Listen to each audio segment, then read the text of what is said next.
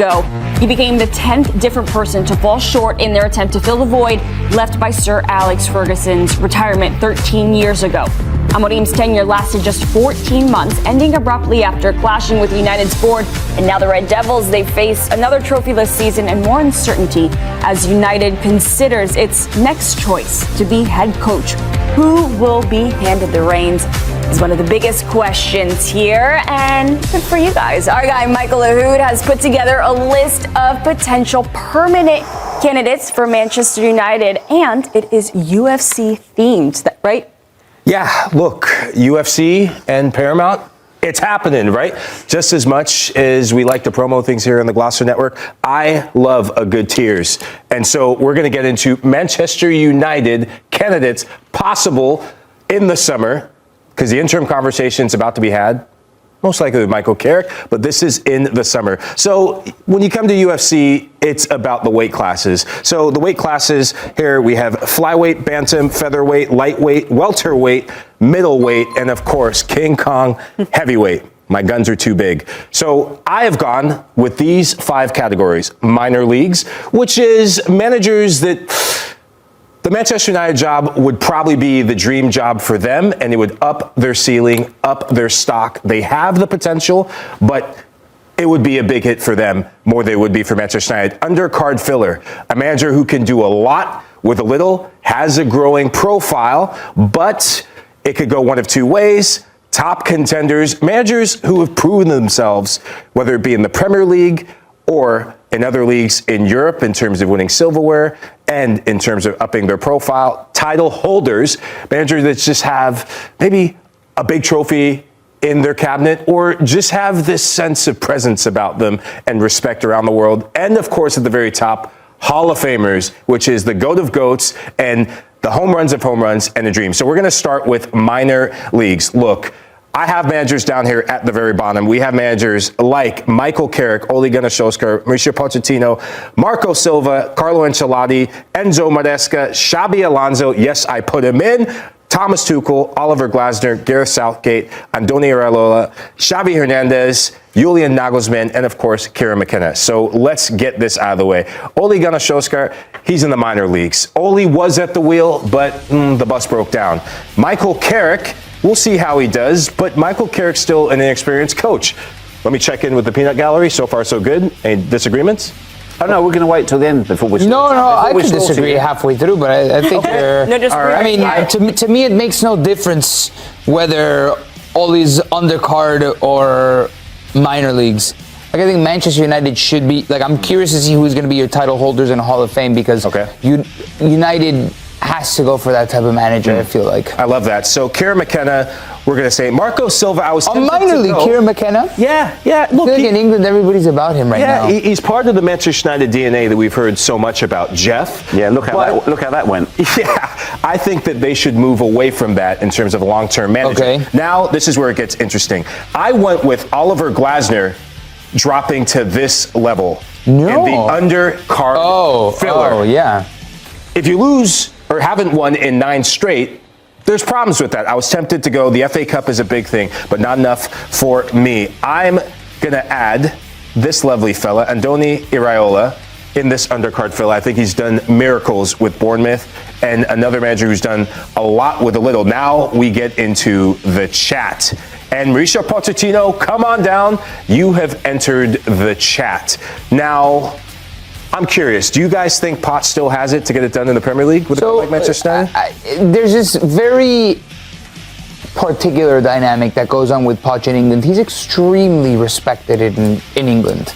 Right, Jeff? 100%. Like, he's a manager that off the top of your head is immediately in that conversation of top managers around the world. Well, I think I get confused. You'll have to excuse me. They speak to so many managers. They hire and fire so many managers. I think they spoke to Poch last time round. After the Chelsea job, right? Yeah. It was like, it came around at the same time as the USMNT he's been under offer. consideration before. So the thing is that I feel like that's the highest you can put him because what titles does he have? Is it Audi Cup? Nah. No, seriously. Okay, yeah. So Well, if you're going titles, you've got to move Glasner up. One for his FA Cup win. So you would put Glasner in top contenders? No, I'm just trying to understand Okay. your system. Okay. So this is... I would also be having Marco Silva on an undercard filler. I mean, Okay. as a manager, he's got far more experience than the three guys he's alongside. I agree with you. I don't think he's a serious consideration. Nor do I, but I think he's got more experience as a coach. But the thing is, I think Iraola and Glasner would be more considered than Marco Silva. You don't think so? I don't think. I just don't think he's under consideration. Well, now this is where conversation turns direction. So in terms of top contenders, Enzo Maresca makes my list, just pure availability. I know he's linked with Manchester City, but I'm going to also put Xabi Alonso because of availability. I know that this is kind of controversial because of his past with Liverpool, but look, Ineos, they are desperate to get a name that hits and fits. They're just desperate. Julian Nagelsmann, come on down. You are going to go to top contenders. I was tempted to go title holders because he's won a title with Bayern Munich, but then again, just about everyone wins a title when you go to Bayern Munich, right? Because it's been that easy of a league. Xavi Hernandez goes to top contenders, and then there were three. Thomas Tuchel, should Manchester United hedge their bets and England do what Jeff thinks they're going to do and remake history at the World Cup? Why not go with Thomas Tuchel? Wasn't he linked with the club before, Jeff? Why not sign him now? Do a deal. Whatever happens after the World Cup, you're coming to us. Yeah, that worked really great for Julian Lopetegui in Brazil 2014. It was, or Russia 2018. Yeah, Russia 2018. That worked out great. Got sacked right before the World Cup started, and then his Real Madrid. Yeah, but if you've got, why would you add that pressure onto Tuchel? We don't know what's in his contract. Gives him certainty. No, but it just, if that gets out. Oh no, of course it would get out. Yeah, I just don't think it's the right move. Yeah, I just think too, when you look at, if you sign him now, you look at the England camp, I think just people would scrutinize every single. It would add a different layer of pressure Yeah. at the World Cup that is completely unneeded for a quality team like England. Of England and pressure, Gareth Southgate. No, not interested. Is where are you going to put Southgate? Why a title holder? What title does he have? He doesn't. So you can't put him there. Yeah, okay. So put him down at top contenders. How is he different from Southgate, from Pochettino? Ineos want him. Ineos wanted Pochettino also. No, I think they want him more than Poch. They don't. Ineos don't want him. No, they wanted him when they employed his best mate, the guy who got him the England gig, Dan Ashworth. They sacked Dan Ashworth. Okay. In an absolute farce. So Dan Ashworth is going to absolutely trash Manchester United to Gareth Southgate. Okay. So now, Gareth Southgate is a strong-minded individual person. He'll take on board Dan Ashworth's soundings, but which I can't imagine would be good. But I don't think Gareth Southgate. Well, I know he's not interested in returning to football right now. His mind is elsewhere. Okay. So I wouldn't have him on the list. Jeff's coming from the top rope, and El Jefe Don Carlo, this is in dreamland for Manchester United fans. Carlo Ancelotti with Brazil right now. He has managed to a Premier League title with Chelsea long ago, but why not? Right? It's the hope that kills you. Why not dream for Manchester United fans? So now that we see all the tiers, when we go from top to bottom or bottom to top, anything you guys would change? Well, it's going to end in tears anyway, whatever way you go. Changing, I would move Maresca to a title holder because he has 2 titles with Chelsea. Nico, can't argue with that, can you? Yeah, fair. I do think Maresca took a step up, like his stock increased. But as Manchester United, again, it's just going back to this whole cyclical thing. Hang on, I'm just getting my Real Madrid notes. Right. Is Manchester United going to go after a long-term project type of guy? Oh no, I can tell you exactly now what's going to happen. Michael Carrick will go in, and if he does well, or halfway through his tenure as the interim manager, he becomes a candidate. So the plan gets even more muddled, and every interview with him, do you want the job permanently? Do you think you'll get the job permanently? It will be a nightmare. So you're saying that should Michael Carrick taste success, that he would move into the undercard filler or top contender? Well, it depends what success looks like. Let's say he goes in, guides them into the Champions League, restores identity, restores a style, then he has to be a contender. It's a fantastic opportunity for Michael Carrick right now. A lot of people say, interim manager. Michael Carrick is a serious guy who will want to do really well. This is a brilliant shop window for Michael Carrick. Now, it might not be perfect, but no club is. If he can get this right, amazing. Yeah. This isn't sitting well with you for some reason. Yeah. No, it's way too hopeful of an experiment what we've just done. Because I look at these names, you really think Xavi's going to go to Manchester United after managing Barcelona, a club that he knows little about? Madrid.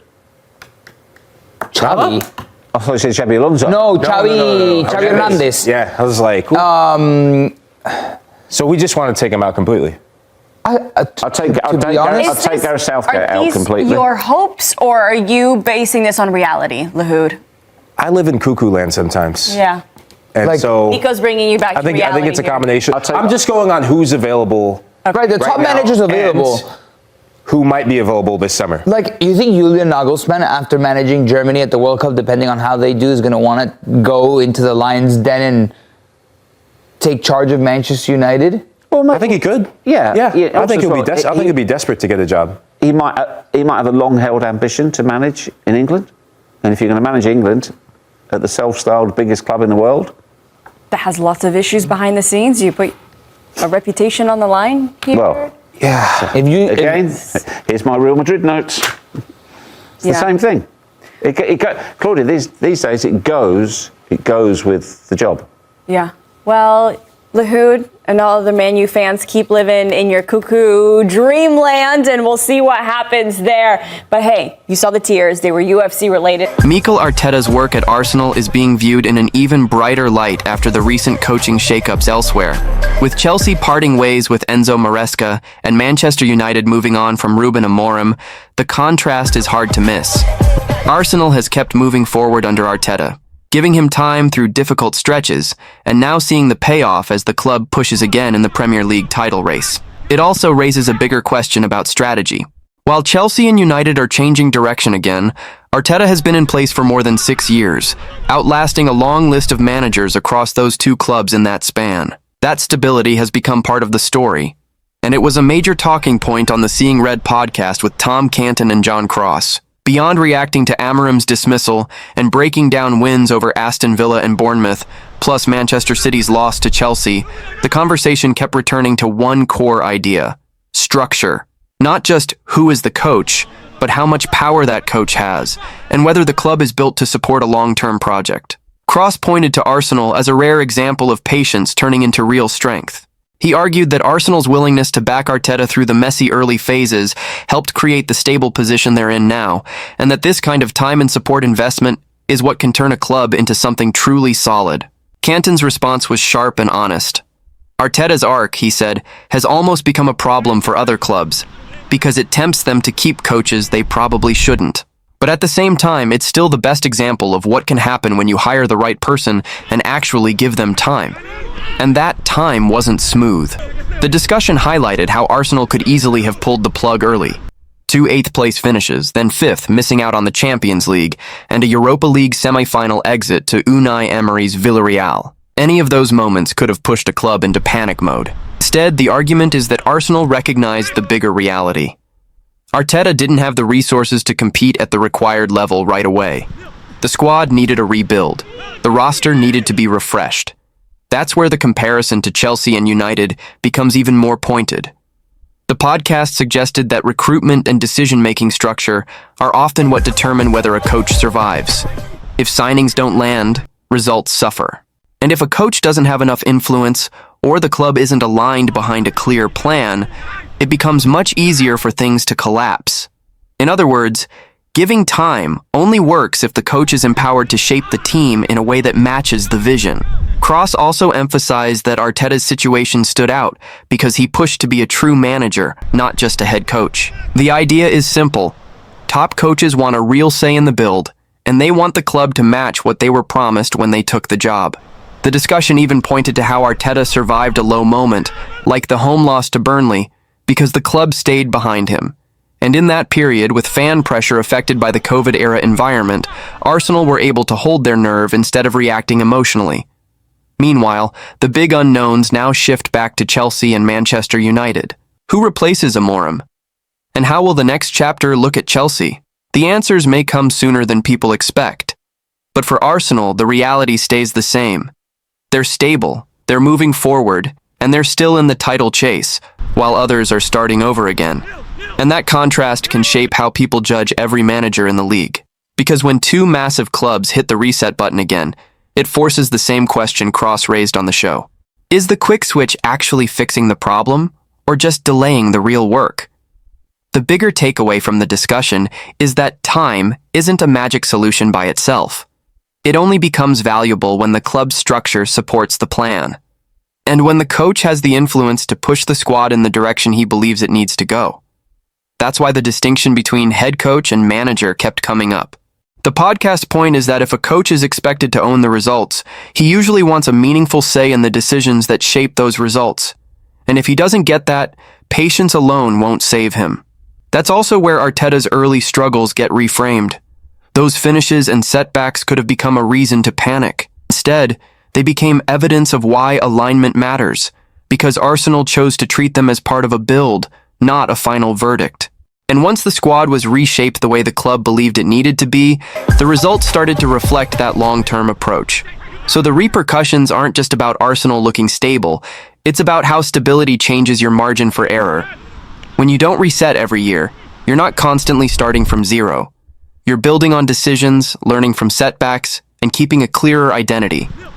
For Chelsea and Manchester United, the immediate consequence is obvious. They're changing direction again, which means the next appointment carries even more weight.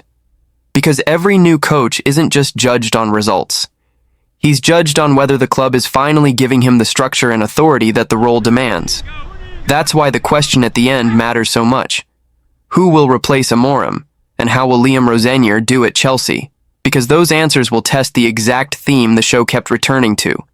Time, support, structure, and control. And for Arsenal, it's a different kind of pressure. Stability doesn't guarantee trophies, but it does keep you in the fight longer. And right now, while others restart, Arsenal get to stay focused on what they're already doing, chasing the Premier League title.